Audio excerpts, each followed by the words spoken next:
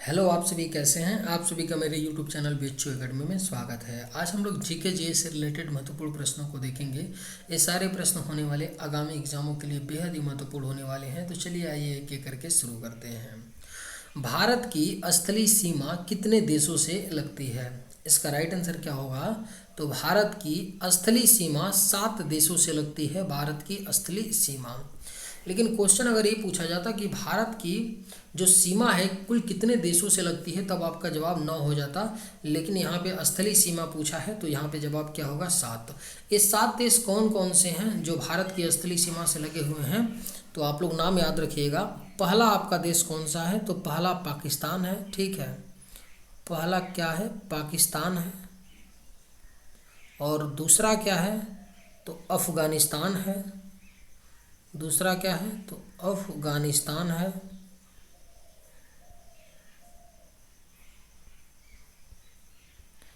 और तीसरा क्या है? तो चीन है। चौथा क्या है? चौथा क्या है? तो नेपाल है। पांचवा क्या है आपका? तो भूटान है।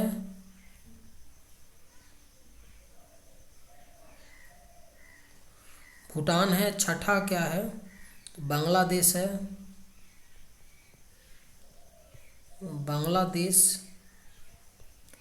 और आपका आखिरी में क्या होगा? 7वां कौन सा है? तो म्यांमार है। इन 7 देशों का नाम आप लोग याद रखिएगा, क्योंकि कई दफ़ा पूछ लिया जाएगा 4 ऑप्शन देकर के कि कौन सा देश है जिससे कि भारत की स्थलीय सीमा नहीं लगती है। तो 7 नाम आपको पता होना चाहिए कि भारत की स्थलीय सीमा से 7 देश लगते हैं। याद कैसे करिएगा? पाकिस्तान, अफगानिस्तान और चीन को एक साथ याद कर लीजिए। नेपाल, भूटान को एक साथ याद कर लीजिए। और बांग्लादेश, म्यांमार को एक साथ याद कर लीजिए। 2 देश और लगते हैं। अगर पूछा जाता कुल कितने देश सीमा साझा करते हैं, यानी भारत का सीमा कितने देशों से लगता है, तो 9 देश। 9 देश में 2 देश और शामिल हो जाते हैं आपके। एक थाईलैंड हो जाता और दूसरा मालदीव देश शामिल हो जाता। तो टोटल कितने हो जाते हैं? 9 हो जाते हैं। फिलहाल में आप लोग 7 याद रखिएगा: पाकिस्तान, अफगानिस्तान, चीन, नेपाल, भूटान, म्यांमार, बांग्लादेश। ठीक है, चलिए अगले प्रश्न पे चलते हैं। निम्न में से कौन विश्व का सबसे छोटा महासागर है? इसका राइट आंसर क्या होगा? तो विश्व का सबसे छोटा महासागर आपका आर्कटिक महासागर है। करेक्ट आंसर ऑप्शन सी हो जाएगा। विश्व का सबसे छोटा महासागर कौन सा है? तो आर्कटिक महासागर है। मटकी किस राज्य की नृत्य शैली है? इसका राइट आंसर क्या होगा? तो मटकी आपका किस राज्य की नृत्य शैली है? तो मध्य प्रदेश की नृत्य शैली है मटकी। निम्न में से किस शासक ने जजिया कर समाप्त किया था? बेहद ही महत्वपूर्ण प्रश्न है। किस शासक ने जजिया कर को समाप्त किया था? तो इसका राइट आंसर होगा ऑप्शन ए, अकबर ने जजिया कर को समाप्त किया था। गुप्त काल में किस धातु के सर्वाधिक सिक्के जारी किए गए? अगर आप लोगों को ये वीडियो पसंद आए तो एक लाइक ज़रूर कीजिएगा, और अगर आप इस चैनल पर नए होंगे तो सब्सक्राइब भी कर लीजिएगा। गुप्त काल में किस धातु के सर्वाधिक सिक्के जारी किए गए हैं? इसका राइट आंसर होगा क्या? ऑप्शन ए, सोने के सिक्के सर्वाधिक गुप्त काल में जारी किए गए थे। निम्नलिखित में से सबसे पुरानी पर्वत श्रृंखला कौन सी है? इसका करेक्ट आंसर क्या होगा? तो सबसे पुरानी पर्वत श्रृंखला कौन सी है? अरावली पर्वत श्रृंखला है। राइट आंसर आपका ऑप्शन सी हो जाएगा। सबसे पुरानी पर्वत श्रृंखला अरावली पर्वत श्रृंखला है। विश्व हिंदी दिवस किस तिथि को मनाया जाता है? कई बार पूछा गया प्रश्न है ये, स्टार मार्क कर लीजिए, फिर से पूछा जा सकता है। विश्व हिंदी दिवस किस तिथि को मनाया जाता है? तो 10 जनवरी को मनाया जाता है विश्व हिंदी दिवस। देखिए 2 क्वेश्चन बनता है। एक तो पूछा जाता है कि विश्व हिंदी दिवस कब मनाया जाता है, तब आपका जवाब 10 जनवरी होगा। लेकिन अगर केवल ये पूछा जाता कि हिंदी दिवस कब मनाया जाता है, क्या हिंदी दिवस कब मनाया जाता है, तब आपका सही जवाब होता 14 सितंबर। हिंदी दिवस कब मनाया जाता है? तो 14 सितंबर को मनाया जाता है, तब राइट आंसर हो जाता 14 सितंबर। लेकिन जब विश्व हिंदी दिवस की बात की जाए तो 10 जनवरी को मनाया जाता है। निम्न में से किसने सभी तीनों गोलमेज सम्मेलनों में भाग लिया था? इसका राइट आंसर क्या होगा? तो तीनों गोलमेज सम्मेलनों में भाग B.R. अम्बेडकर ने लिया था। भीमराव अम्बेडकर ने तीनों गोलमेज सम्मेलनों में भाग लिया था। एग्रीकल्चर 60 शब्द किस खेल से जुड़ा है? इसका राइट आंसर क्या होगा? तो एग्रीकल्चर 60 शब्द जो है क्रिकेट खेल से जुड़ा हुआ है। एग्रीकल्चर 60 शब्द किस खेल से जुड़ा है? तो क्रिकेट खेल से जुड़ा है। राग कामेश्वरी की रचना किसने की थी? इसका करेक्ट आंसर क्या होगा? तो राग कामेश्वरी की रचना पंडित रविशंकर ने की थी। राग कामेश्वरी की रचना। भारत चीन की सीमा रेखा का नाम क्या है? इसका करेक्ट आंसर क्या होगा? तो भारत चीन की सीमा रेखा का नाम मैकमोहन रेखा है। पूछा गया प्रश्न है भारत चीन की सीमा रेखा का क्या नाम है? तो मैकमोहन रेखा है। चंद्रगुप्त मौर्य के दरबार में आने वाले ग्रीस के राजदूत का नाम क्या था? इसका करेक्ट आंसर क्या होगा?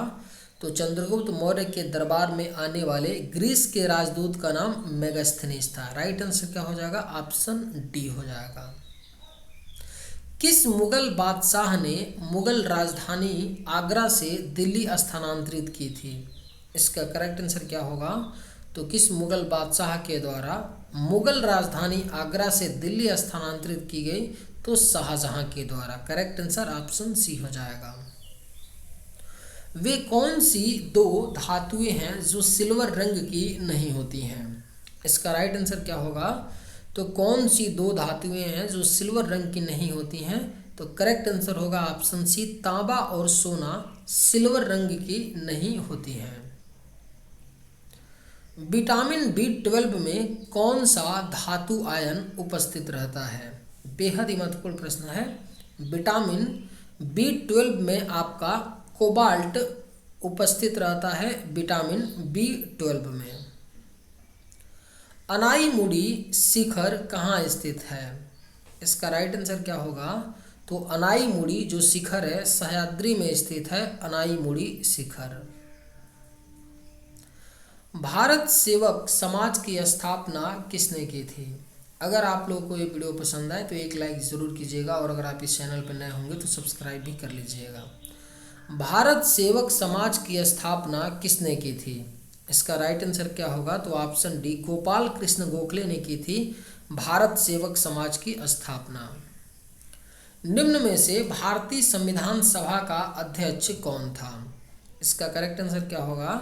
तो भारतीय संविधान सभा के अध्यक्ष डॉक्टर राजेंद्र प्रसाद थे। भारतीय संविधान सभा के अध्यक्ष। इनमें किसने दिल्ली की सल्तनत पर राज नहीं किया था? आपके ऑप्शंस हैं गुलाम वंश, सैयद वंश, गौरी वंश, खिलजी वंश। इसका राइट आंसर क्या होगा?